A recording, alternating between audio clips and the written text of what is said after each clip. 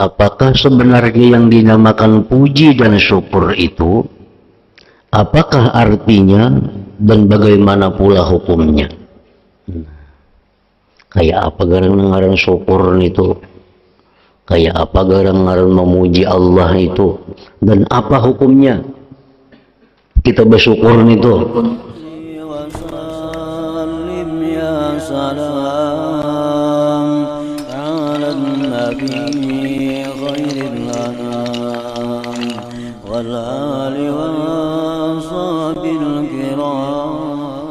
Bismillahirrahmanirrahim. Alhamdulillahirabbil alamin.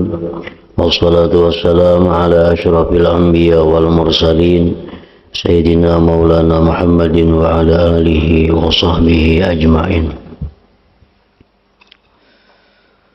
Dan adapun nikmat agama ada dua macam pula, yaitu nikmat berupa pertolongan Allah, yang kedua, dan nikmat berupa penjagaan Allah.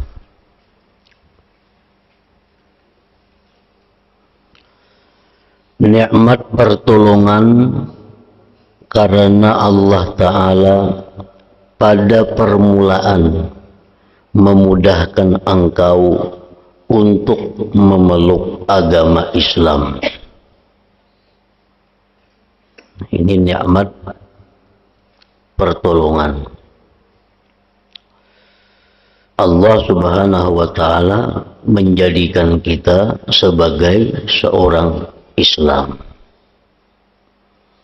Tanpa kita kehendaki, tanpa kita minta kepada Allah, kita lahir menjadi seorang Muslim. Lalu menjalankan sunnah. Kita bisa sembahyang, kita biasa bersalawat, bisa berzikir, bisa bersedekah. Lalu menjalankan sunnah dan melakukan taat. Nah, itu adalah nikmat agama berupa pertolongan Allah. Nikmat penjagaan yaitu penjagaan Allah terhadap diri kita. Pertama kali memelihara engkau dari kekafiran dan kemusyrikan.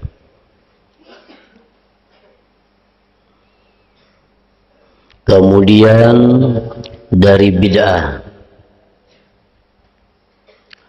dan kesesatan, kemudian dari semua maksiat.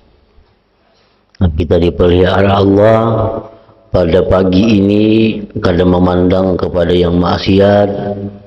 Pagi ini dipelihara Allah kadang mendengar maksiat, kadang bertutur kata maksiat, kadang berada dalam maksiat. Nah, itu adalah nikmat agama yang bagian dari pemeliharaan.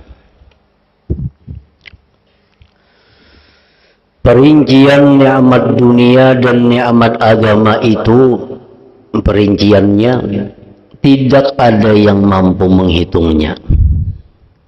Berapa nikmat dunia yang diberi Allah kepada kita, berapa nikmat agama, perinciannya kada kawa dihitung, kecuali Tuhan yang Maha Mengetahui, yang telah memberikan nikmat kepada engkau sebagaimana difirmankan oleh Allah Jalla wa'ala, wa in ta'uddu ni'matallah la tuhsuha.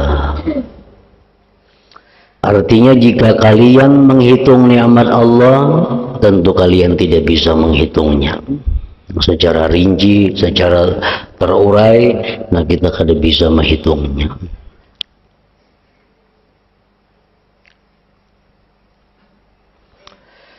Kekekalan nikmat ini seluruhnya sesudah Allah memberikannya kepada engkau. Nah, sampai sekarang nikmat dunia masih kita terima dari Allah. Nikmat agama sampai sekarang masih kita terima daripada Allah. Dan menambahinya dari setiap macam daripadanya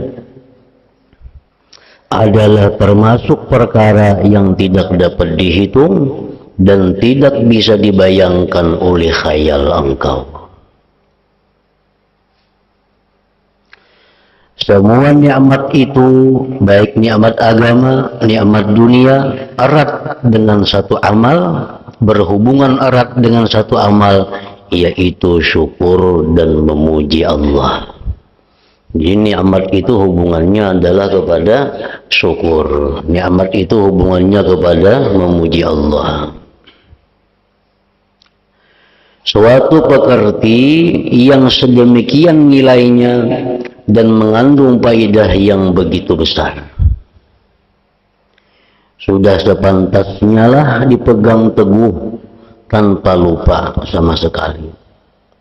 Karena pekerti bagus satu ini, yaitu syukur dan memuji Allah, laksana sekerat berlian yang mahal harganya dan hasil kimia yang langka.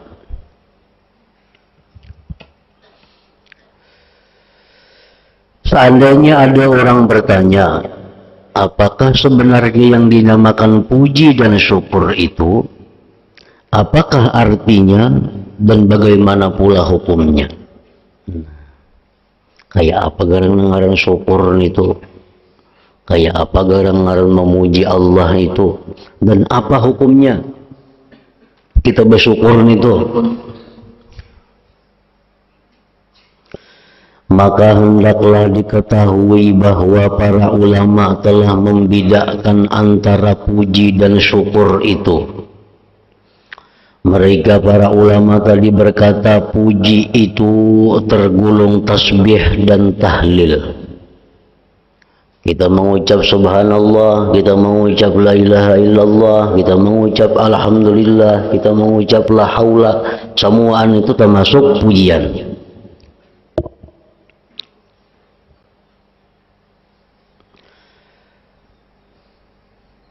Maka puji, memuji Allah termasuk amal yang zahir. Itu amal zahir karena di lisan kita. Sedangkan syukur adalah sebangsa sabar dan pasrah tawakal. Nah, syukur ini ya model kayak sabar, kayak tawakal, maka termasuk amal batin.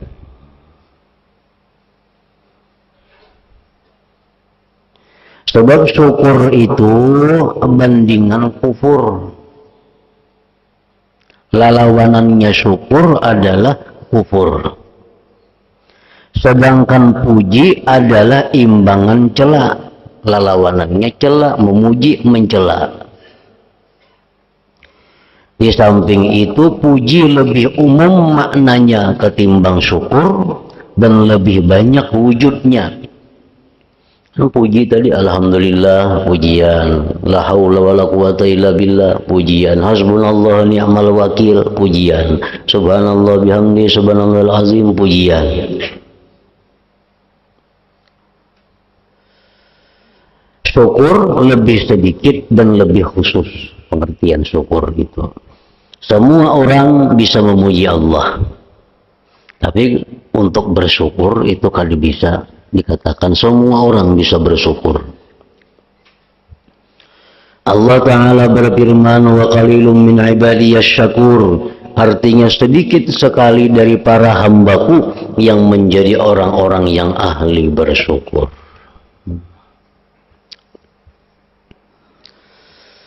Kemudian nyatalah bahwa makna puji dan syukur itu berbeda. Puji syukur itu lain. Kemudian yang dinamakan puji ialah pujian kepada seseorang dengan sebab perbuatan yang bagus. Itu pujian. Puji itu timbul bisa karena perbuatan yang bagus, bisa karena kulit yang bagus, bisa karena wajah yang bagus, tulisan yang bagus, itu pujian. Yang dinamakan puji ialah pujian kepada seseorang dengan sebab perbuatan yang bagus. Keterangan ini sesuai dengan pendapat guruku. Adapun syukur, maka para ulama telah membicarakan artinya dengan keterangan yang panjang. Kalau syukur itu, itu macam-macam pendapat ulama. Apa yang dimaksud dengan syukur kepada Allah? Diriwayatkan dari Ibnu Abbas radhiyallahu anhuma, beliau berkata, yang dinamakan syukur yaitu taat dengan segenap anggota badan kepada zat yang menguasai semua makhluk, baik dalam keadaan tersembunyi maupun dalam keadaan terang-terangan.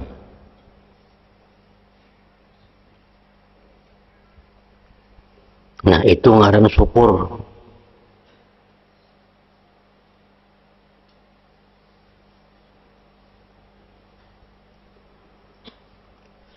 Taat dengan segenap anggota badan kepada zat yang menguasai semua makhluk, baik dalam keadaan tersembunyi maupun dalam keadaan terang-terangan. Kita sembahyang, itu syukur ngarannya. Kita bersedekah, berzakat, itu syukur.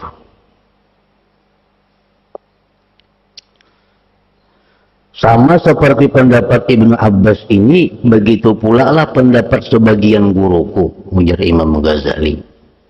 Guruku itu berkata, syukur adalah melakukan taat lahir dan batin. Selanjutnya beliau kembali kepada pendapat bahwa syukur adalah menjauhi maksiat lahir dan batin.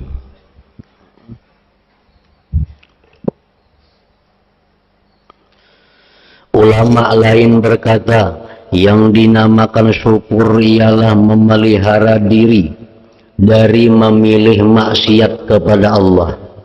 Engkau harus menjaga hati, lisan, dan semua anggota badan engkau sehingga tidak bermaksiat kepada Allah dengan cara yang bagaimanapun. Ada juga pendapat ulama itu, syukur itu adalah menjaga diri dari maksiat. Bila kita mampu menjaga mata daripada memandang maksiat, syukur warnanya lawan mata. Bila kita mampu menjaga tangan daripada berbuat maksiat, itu warnanya mensyukuri nikmat tangan. Ada juga pendapat ulama seperti demikian.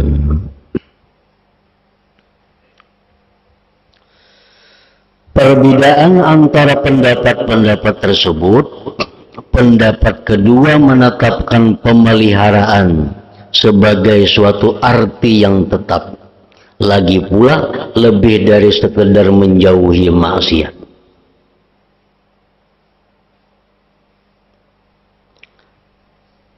Adapun menjauhi maksiat tidaklah terjadi kecuali jika orang tidak melakukan maksiat ketika ada perkara yang menarik maksiat. Dan keadaan menjauhi maksiat bukanlah suatu arti yang bisa menyebabkan orang disebut sebagai orang yang sibuk menjauhi dan memelihara diri dari kekafiran. Jadi ada yang mengatakan syukur itu artinya memelihara diri dari maksiat. Ada yang mengatakan syukur itu menjauhi maksiat. Itu ada perbedaan antara arti menjauhi maksiat lawan memelihara diri dari maksiat. Nah, kalau menjauhi maksiat itu berarti dia ditarik oleh maksiat, lalu dijauhi. Nah, sedangkan memelihara ini walaupun di tempat saurangan, walaupun di tempat kadada orang, tetap dia menjaga dirinya daripada maksiat. Itu ada pula sebagian pendapat ulama yang mengatakan syukur seperti itu. Guruku berkata, ujar Imam Ghazali pulang, Yang dinamakan syukur adalah mengagungkan zat yang memberi nikmat.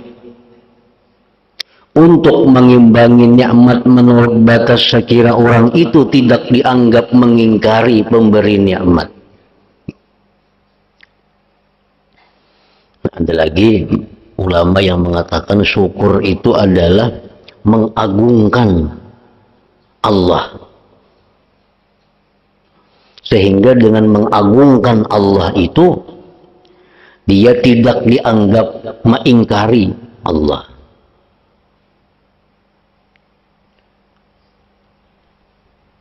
Umpama engkau berkata, mengagungkan orang yang memberi kebaikan untuk mengimbangi kebaikan supaya sah syukur pujian Allah kepada hamba adalah baik. Maka ketahuilah bahwa dalam masalah ini ada tafsir perincian yang telah kuterangkan dalam kitab Ihya Ulumuddin dan lain-lain. Alhasil kesimpulannya, syukur dari hamba adalah ta'zim, pengagungan yang mencegah sebutan mengingkari zat yang memberi kebaikan kepadanya. Ta'zim yang demikian adalah lantaran ingat kebaikan pemberi kebaikan dan bagusnya keadaan orang yang bersyukur pada waktu bersyukur, serta jeleknya keadaan orang yang mengingkari nikmat pada waktu ingkar. Jadi Imam Ghazali beliau cenderung mengikuti pendapat Guru Sidin yang mengatakan bahwa syukur itu adalah mengagungkan zat yang memberi nikmat. Perkara yang paling sedikit yang menjadi hak pemberi nikmat ialah hendaknya orang yang mendapat nikmat tidak menggunakan nikmat untuk maksiat. Nah, karena dia mengagungkan zat yang memberi nikmat, lalu ia kadang menggunakan nikmat itu di jalan maksiat. Nah, ini syukur yang diambil oleh Imam Ghazali dari sekian banyak pendapat ulama tadi. Jadi syukur adalah mengagungkan Allah. Dari mengagungkan Allah itu, maka dia tidak menggunakan pemberian Allah kepada hal-hal yang ditentang, dilarang oleh Allah. Nah, itu syukur. Sungguh jelek keadaan orang yang menjadikan nikmat dari pemberi nikmat sebagai alat untuk mendurhakai si pemberi nikmat sendiri.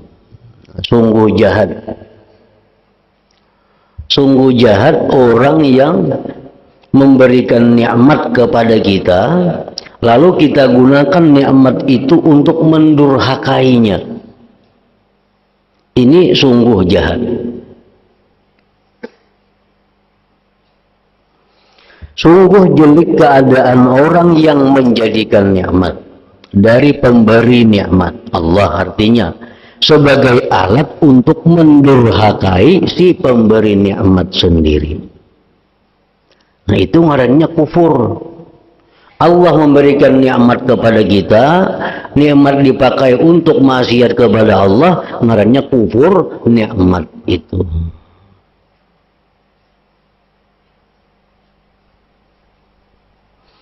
Jadi kalau begitu, sehubungan dengan keparduan syukur yang sebenarnya, hamba haruslah mempunyai rasa ta'zim kepada Allah.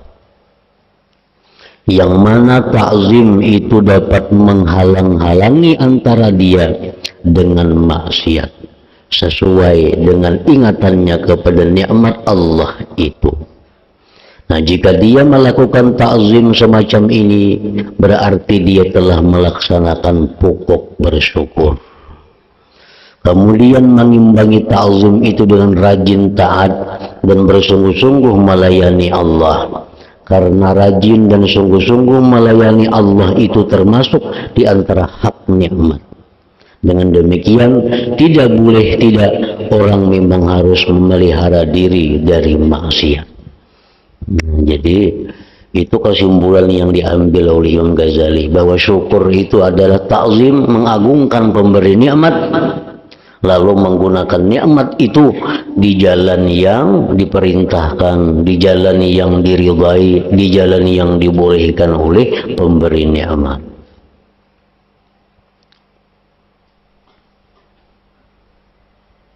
Jadi nikmat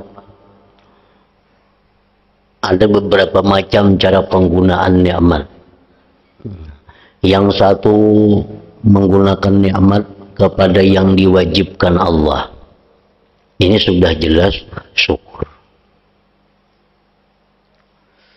Seperti nikmat bisa nikmat digunakannya untuk zakat. Nikmat digunakannya untuk berwudu. Itu penggunaan nikmat kepada yang wajib. Itu sudah jelas bersyukur kepada Allah ngarannya. Penggunaan nikmat yang sunat seperti dia menggunakan nikmat Allah untuk bersedekah, menggunakan nikmat Allah yang lain-lainnya untuk memberi makan orang, memberikan nikmat kesehatan digunakannya untuk yang sunat-sunat. Itu sudah jelas bersyukur kepada Allah. Nah, yang ketiga, orang yang menggunakan nikmat di jalan yang dibolehkan Allah.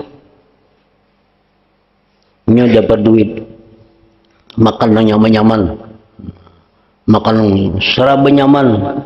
Nah, itu menggunakan nikmat di jalan yang dibolehkan Allah. Karena makan makanan yang nyaman itu karena dilarang di dalam agama. Berpakaian yang baik-baik karena dilarang dalam agama. Ini gunakan nikmat ke situ. Itu pun termasuk bagian daripada syukur. Karena nikmat itu masih digunakannya dalam batas yang diizingi Allah.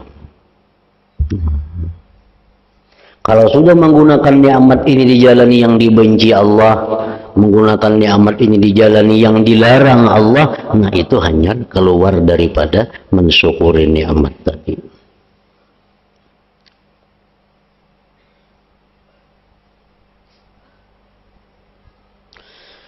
Seandainya engkau bertanya apakah yang menjadi sasaran syukur itu, syukur ini kemana hubungannya?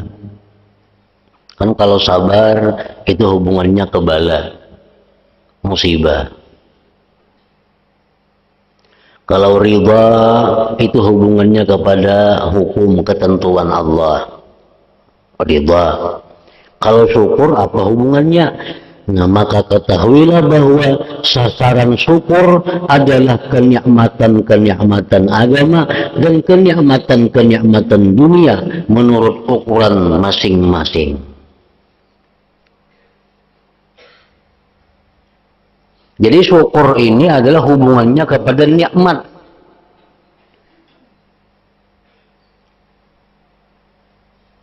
Syukur kadang mau hubungannya kepada musibah. Orang dapat musibah, syukur lawan Tuhan, maulah kayak itu. Kadang mau kalau hubungannya. Nah, syukur ini hubungannya kepada nikmat. Sabar itu hubungannya kepada musibah. Ridha hubungannya kepada ketentuan Allah. Tetapi dari semua yang terjadi kepada diri kita itu menuntut ketiga-tiganya. Nikmat itu menuntut syukur, menuntut ridha, dan ada pula di dalam nikmat itu menuntut sabar. Di dalam musibah itu menuntut kita sabar, menuntut kita ridha, tapi di dalam musibah itu ada pula menuntut kita untuk syukur. Tetapi nang menunjul, nang zahir, bila musibah itu sabar, bila nikmat itu syukur. Walaupun sabar, syukur, ridha ini kadang akan terpisah dari apapun yang terjadi kepada diri kita. Misal kita dapat duit 1.000, syukur. Yang kedua, ridha, dapat 1.000-annya. Yang ketiga, sabar. Artinya sabar menahan diri daripada menggunakan duit ini kepada jalan yang dilarang Allah. Nah, jadi setiap apapun yang terjadi pada diri kita ini, 3 macam itu kada lepas. Cuma apa yang pertama, kalau sabar itu ke musibah, kalau syukur kepada nikmat.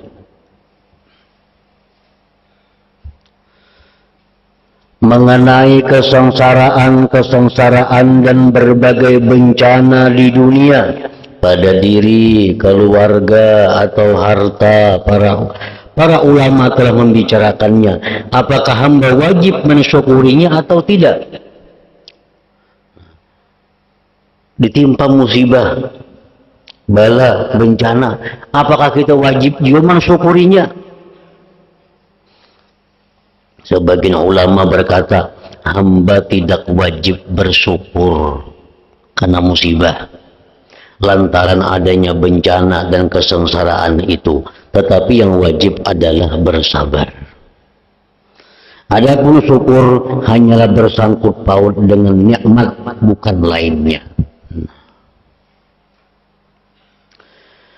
Selanjutnya para ulama berkata, pada setiap kepayahan tentu terdapat nikmat di dekatnya. Dalam musibah sebesar apapun pasti ada nikmat. Nah, karena itu hamba wajib bersyukur terhadap nikmat yang menyertai kesengsaraan dan bencana itu.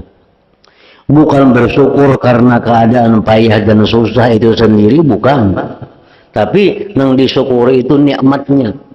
Setiap kita dapat musibah, di dalamnya pasti ada nikmat. Pasti ada nikmat. Nah, yang kita syukuri itu nikmatnya itu, bukan musibahnya itu. Orang kehilangan umpamanya, alhamdulillah. Maka alhamdulillah. Kehilangan itu musibah. Adanya kada alhamdulillah. Nang dipandangnya waktu mengucap alhamdulillah itu banyak yang tertinggal pada yang hilang. Kan nikmat tuh adanya.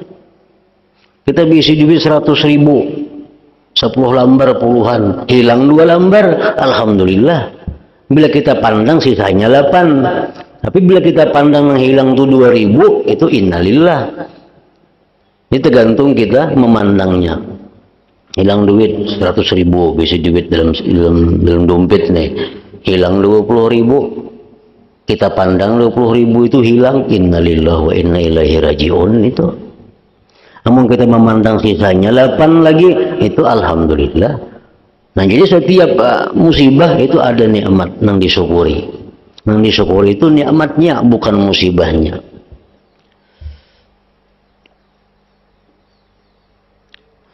Nikmatnya itu ialah sebagaimana dikatakan oleh Ibnu Umar radhiyallahu anhuma, setiap kali aku dicoba dengan sesuatu bencana, pasti ada nikmat Allah kepadaku di dalamnya, yaitu ada 4 macam nikmat.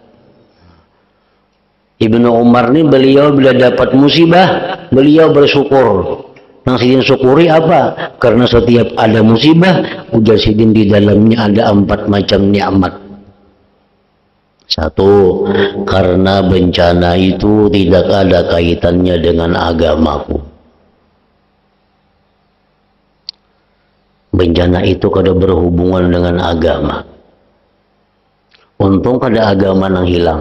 Nggak agama hilang, mau apa kita? Yang hilang cuma hanya kendaraan, yang hilang hanya duit, yang hilang hanya barang. Ya, karena hilang agama. Nah, itu nikmat pertama. Yang hilang itu kada agama. Yang kedua, karena tidak ada bencana yang lebih besar daripada nikmat. Kesemuaan pang habis. Tak tinggal ada aja lagi. Nah, yang ketiga, karena aku tidak terhalang dari ridha terhadap bencana itu. Kamu pahala tuh. Yang keempat, karena aku bisa mengharapkan pahala sabar atas bencana itu. Nah, jadi dalam satu bencana itu ada 4 nikmat. 1 karena bencana bukan agama. Nang kedua, nikmat na ada masih banyak. Nang ketiga, aku riba dengan kejadian itu. Nang keempat, aku sabar kalau mengharap pahala. Jadi setiap kali ada musibah, ada 4 nikmat.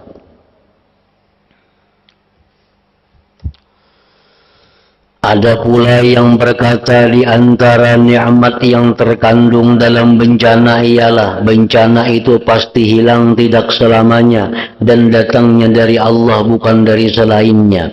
Seandainya bencana itu disebabkan oleh makhluk, maka bencana itu bermanfaat untukmu dan mudarat atas makhluk tersebut, bukan sebaliknya. Jadi kalau begitu, hamba wajib bersyukur atas nikmat-nikmat yang menyertai kepayahan itu. Setiap kali kepayahan, setiap kali kejadian yang kadang menyenangkan, di situ ada di sekitar itu nikmat Allah. Nah, nikmat Allah itu yang wajib disyukuri, bukan bencananya itu. Bencananya kan boleh disyukuri.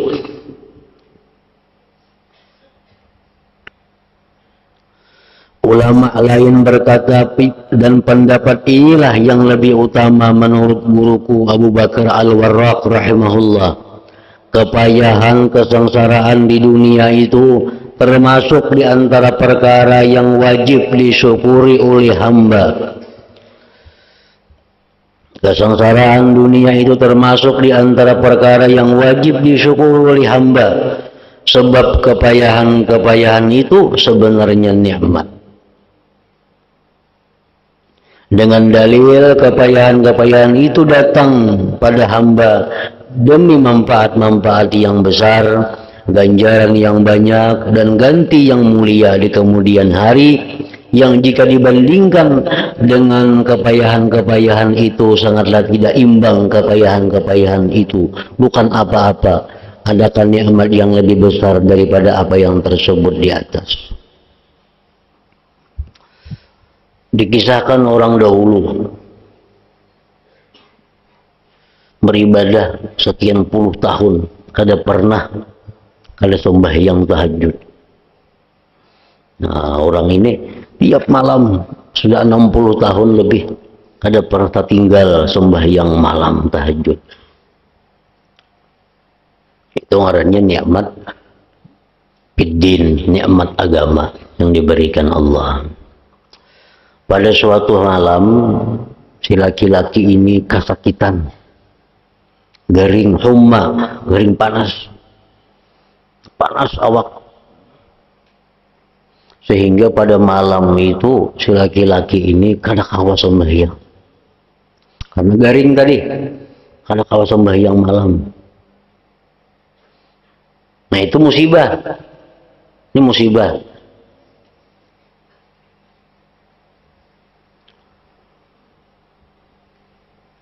Begitu subuh, sangat menyesal laki-laki ini.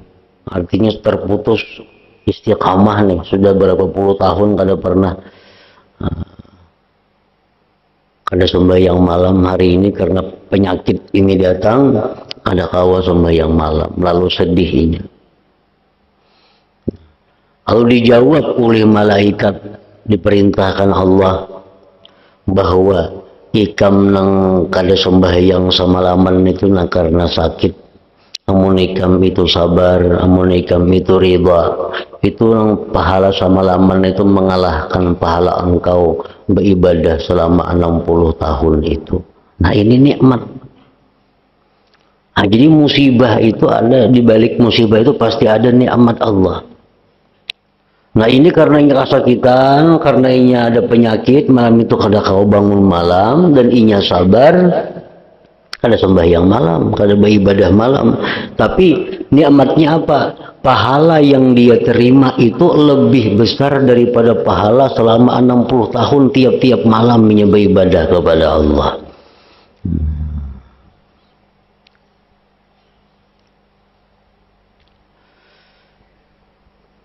Tamsilnya seperti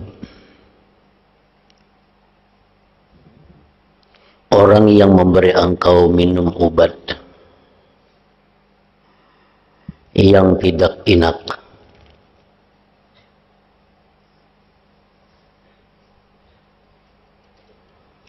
dan pahit karena penyakit yang parah,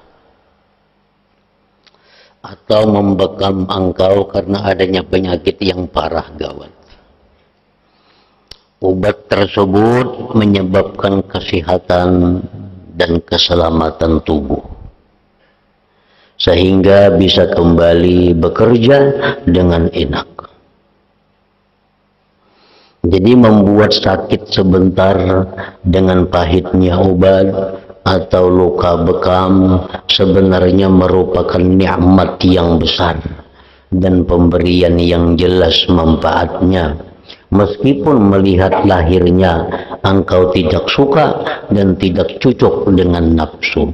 Nah itu sama musibah-musibah tadi. Musibah-musibah yang diberikan Allah itu, kalau kita memandang kepada ganjaran yang diberikan Allah, itu membuat kita bersyukur. Tapi yang disyukuri bukan musibahnya, ganjarannya itu. Karena musibah ini kada ada hubungan dengan syukur. Musibah ini bala, ini sabar hubungannya. Yang kita syukuri itu adalah ganjarannya. Itu macam minum obat tuh. Minum obat tuh pahit. Mula alhamdulillah, kada mau alhamdulillah, pahit tetap pahit. Nah, cuma yang kita syukuri itu adalah manfaat ini obat. Orang bebakam, orang beroperasi, itu musibah, itu mesti sabar, kada disyukuri. Nang disyukuri itu karena faidahnya, manfaatnya itu. Nah, jadi hubungan syukur ini tetap kepada nikmat, hubungan syukur kada mau kepada musibah.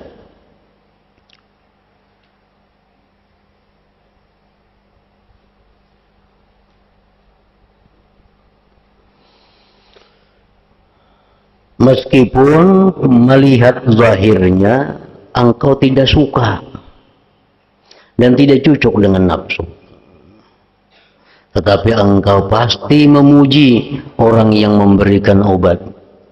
Bahkan engkau mau memberikan kebaikan kepadanya dengan apa yang engkau mampu. Orang itu membakam kita, melukai kita, sakit pada kita. Tapi orang yang kita membakam kita ucapkan terima kasih. Kita barisin ongkosnya berapa membakam itu. Padahal sakit itu musibah. Nah, tapi karena kita tahu bahwa semua hal ini adalah mendatangkan manfaat kepada kita, itu yang kita syukuri. Begitu pula halnya kepayahan ini. Tidakkah engkau mengetahui bahwa Nabi Muhammad sallallahu alaihi wasallam memuji dan bersyukur kepada Allah terhadap kepayahan-kepayahan, sebagaimana beliau memuji dan bersyukur kalau menerima perkara yang menyenangkan. Beliau mengucapkan alhamdulillah ala ma sa'a wa sar, artinya segala puji bagi Allah atas apa yang menyusahkan dan yang menyenangkan. Tidakkah engkau mengetahui bahwa Allah Ta'ala berfirman, wa asa an takrahu syai'an wa yaj'alillah fihi khairan katsira, wa asa an takrahu syai'an wa yaj'alallahu fihi khairan katsira. Artinya siapa tahu kalian membenci sesuatu dan Allah menjadikan padanya kebaikan yang banyak. Apa yang disebut khair, kebaikan oleh Allah itu tentu lebih banyak daripada yang engkau bayangkan. Di antara perkara yang mengukuhkan firman ini ialah nikmat Allah itu tidaklah menjadi nama bagi apa yang enak dan apa yang disenangi nafsu menurut tuntutan watak, melainkan nikmat adalah perkara yang dapat menambah luhurnya derajat. Karena itulah disebut nikmat yang berarti tambahan. Nikmat itu bukan diartikan lezat, bukan diartikan pahit, bukan diartikan nyaman, itu bukan nikmat. Yang disebut nikmat itu adalah sesuatu yang menambah luhurnya derajat kita. Apabila kepayahan tersebut termasuk perkara yang menyebabkan tambahan kemuliaan hamba dan keluhuran derajatnya, maka sebenarnya kepayahan itu juga nikmat, walaupun dianggap kepayahan dan cobaan menurut lahirnya. Nah, jadi secara zahir bahwasanya musibah, bahwasanya bala secara zahirnya itu menuntut kesabaran kita, tetapi secara hakikinya menuntut kesyukuran juga, karena di dalam musibah itu banyak kebaikan-kebaikan yang diberikan Allah kepada kita. Jika engkau bertanya manakah yang lebih utama, orang yang bersyukur ataukah orang bersabar, diberitahukan bahwa 2 minggu yang akan datang insyaallah kita peraih, minggu ini dan minggu yang akan datang Jumat pagi. Ila hadratin Nabi sallallahu alaihi wasallam al-Fatihah. A'udzubillahi minasyaitonir rajim. Bismillahirrahmanirrahim. Alhamdulillahirabbil alamin arrahmanir rahim maliki yaumiddin. Iyyaka na'budu wa iyyaka nasta'in. Ihdinas siratal mustaqim siratal ladzina an'amta 'alaihim. Bismillahirrahmanirrahim. Alhamdulillahirabbil alamin. Allahumma shalli wa sallim ala sayyidina Muhammad wa alihi wa sahbihi ajma'in. Allahumma ighfir lana ma akhta'na wa ma tahammalna wa ma asrarna wa ma a'lanna wa ma asrafna wa ma anta a'lam bihi minna antal muqaddim wa antal muakhir la ilaha illa anta. Allahumma anfa'na bima 'allamtana wa 'allimna ma yanfa'una wa zidna fahman wa ilman wa amalan wa hudan wa taufiqan bi rahmatika ya arhamar rahimin. Sallallahu ala sayyidina Muhammadin wa ala alihi wa sahbihi wa sallam. Alhamdulillahirabbil alamin.